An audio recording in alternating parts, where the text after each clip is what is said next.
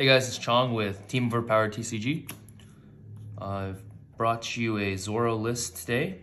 People were asking me to make this list after I posted my Luffy list a couple days ago, so here it is. Before I start the video, I just want to tell you guys, as always, we do have a giveaway video and stream that we're planning to do.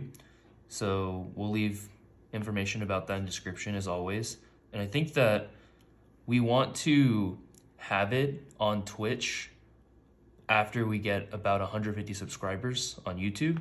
So look forward to that. We're estimating that to happen probably sometime next week. All right, guys. So this is Zoro. It's a rushdown deck. Basically what Zoro does is if you put one Dawn underneath him, he gives all of your characters plus 1k. Super good for just crazy aggression. You will sometimes kill people before you even hit 10 Dawn on this deck if they don't see counter in their hand. So yeah, let's get on with the list. We're gonna be running 4 of the Searcher Nami. I've talked about this card in my Luffy list too. It's just an incredible card. You can't run it at less than 4. Plays for 1, and in Zoro, it can actually swing for 2 Dawn. So really good turn 1, you have to play it. After Nami, we're gonna be running 4 of the Chopper. So Chopper's the only blocker I decided to play in this deck because you don't really need to block as often as other decks because you're just so aggressive. You're gonna be killing them a lot faster than they'll be killing you. But it does come up in some games where you just drop this guy and they don't have lethal on you and then you just kill them the next turn.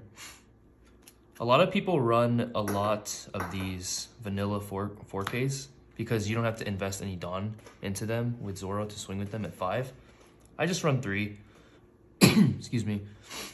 I think 3 is a good number for it. There's other good cards that I run just in the form of Rush. So this is all the space I found for it in the deck. Yeah, I play slide at 3. Nico Robin, as in every red deck, this card should be at 4. It's just so broken. It gets over choppers. It can get over basically all the blockers in purple except Queen. Green, all the small blockers. Yeah, this deck doesn't like to get blocked. Nico says you can't block it.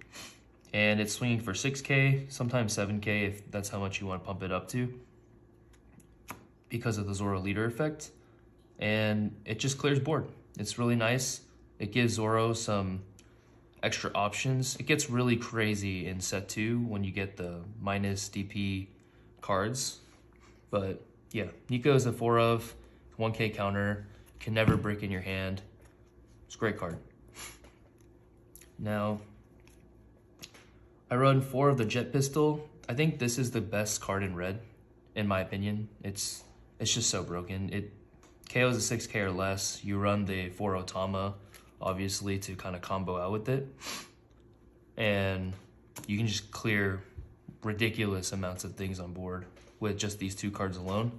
And I think because Otama is also 2k power, Otama's worth at 4 and Pistol's worth at 4. Trigger in life, it just activates its effect for free instead of paying 4 cost. It's just a crazy card. You have to run these 2 cards, in my opinion. Now, this deck runs 13 counter 2, Otama being 4 of them. And my option for green, a lot of people were running the Film Gordon or Round Table, but honestly, Sanji is my weapon of choice into the green matchup, just because it's a 2k counter. It goes to 7k if you use his ability, which is take 1 life, which is really good against green because they just refuse to hit you sometimes to card starve. And you add a life to your hand, so you're adding cards to your hand, which Zoro is a full gas deck. It runs out of gas probably turn 4 or so. You just start having like 3-4 cards in hand and you're just hoping for the top deck. This card really helps that. It's a 2k counter in other matchups where you don't need to go super fast, like maybe against Kaido or Luffy or just Zoro Mirror. And Yeah, it's gonna swing for 8 because of your leader ability, and sometimes you add one more Dawn and swing for 9. Super valuable. It adds 2 rested, so you can still play around with Dawn even though you activate his ability. Yeah, 2k counter. I run it at 4. Brook is a really good card in Zoro just because it plays for 2, it's 3k, and you give 2 rested Dawn. I don't see myself playing it too often, but when I do, it's just to put my Sanjis online, the rush one, and it comes up a lot. But usually it's just for the 2k counter, and if I need a body on board, it becomes a body, and it's Zoro, so it's going to be able to swing with minimal Dawn investment. I run 2 of the Gordon just because to round out my 2k counters, because sometimes it's 3k, it has 2k counter, and if my hand really, really bricks, I can play this for 2, have a body, and then kind of filter out my deck a little bit, which Zoro has a problem with because it's a gas deck.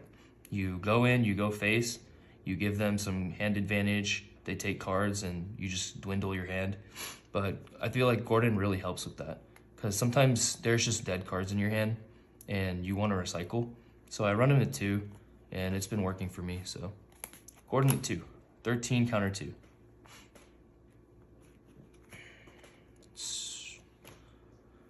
Now, this is a little different from what other Zoros play, I believe. Some people run the Radical Beam, some people run other cards, but I really value Red Hawk. This card has done magic for me in my Luffy deck, and it really, really hurts Kid and Law, which are 2 top decks. So basically what this card does is you leave 2 active, it gives you 4k counter, it'll kill a 4k body, which is basically any of the lower cost blockers in Kid, and most of the cards in Law, other than their top end. And on top of that, if it hits in life, and it's like your second to last card, it can really sack a Kid player because of the trigger effect. You basically give a leader or a character minus 10k power during their turn, and it just makes them miss lethal. And against this deck, and I'm sure more of the seasoned players know that most games go to just 1 turn differences between a win and a loss. This card can really sack players, and I like that. I like winning randomly. It feels great. It doesn't feel good for the opponent, but that's why I run it at 3. It's probably too much for some people, but this is just my play style. I put Red Hawk at 3. I like it a lot. It probably won't ever change. Now for the Rush package, we run 4 of the Rush Sanji. It combos extremely well with this Brook. You play it for 2, and if you give him 2 Dawn, which with Brook you can give him 2 rested and keep building your board out, he can swing for 7 when you have 1 Dawn under Zoro. He's really good. Crazy card. I would not run this card at anything less than 4. I know people are on the VVs in size at a higher number than I am, but Rush to me is just so valuable because this is a Rush deck. I don't believe that you need a lot of counter, especially because I run the Red Hawks. So this kind of lets me be more aggressive, and yeah, I like Sanji. Obviously, we run the 4 Zoro and the 4 Luffy.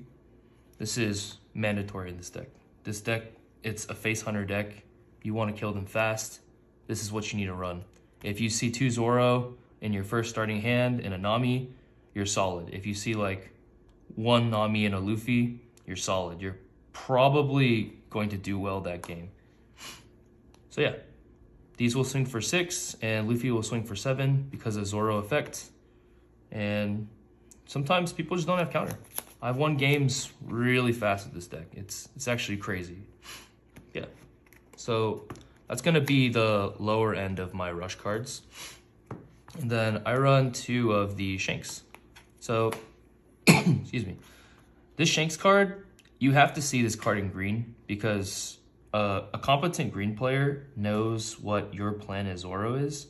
And most of the time they're gonna starve you of cards. until they bait out your pistols with Yamatos and Basil Hawkins and all that jazz. But the moment they see that your card or your hand advantage is kind of dwindling, they'll sit at like 1 or 2 life and drop 8 cost Kid, and you really don't have a response as Zoro. I've seen a lot of Zoro players kind of play the Kid matchup wrong, in my opinion. You don't want to go face as much in that matchup. You just want to mulligan and try to find higher power cards like Luffy and Shanks. And I just like having those outs. Some people run this Shanks at 1. I know most Zoro lists are playing it at 1 in general, but I think 2 is a perfect number. I run the Gordons just so that I can kind of bottom deck these in matchups where I don't need them. But you really need to see this card against Kid. It makes your life a lot easier, and that's why I run it too. Rush can't be blocked by 1k, 2k blockers. So yeah, it's great. This is what rounds out my rush. And then obviously in Zoro, we don't care about blockers. We play 2 Diablo Jumble. This card, it's insane. It literally wins you games. And Luffy, I don't run it that often. I'm not looking for it as much because I have a higher top end. I don't need it. But in this deck, you run a bunch of 2 costs. Your highest cost card is Luffy and Shanks. You need this card to finish game sometimes. So yeah, 2 Diablo Jumble. I think this is a great number. 3 is too much. 1 is too little. 2. Yeah, that's my list, guys. Thanks for watching. I'm gonna be posting we went to Houston, me and my team, this past weekend, and we covered a lot of great film. Well, we got a lot of great film and footage for you guys, and I just wanted to post it all in the form of a vlog. One of our homies actually got first place in Swiss, but he ended up losing to a Zoro player. He got super lucky, I'd say. He ended up drawing 4 Zoro and 2 Luffy, and sometimes, because Zoro is a deck that should have a good matchup into Luffy, he just saw all the cards, you know? But yeah, I'm really proud of my boy, and we're going to be covering his deck list here in the next couple days, and be on the lookout for that, and our vlog, of course, so that we can show you guys how we did in that 120-man tournament.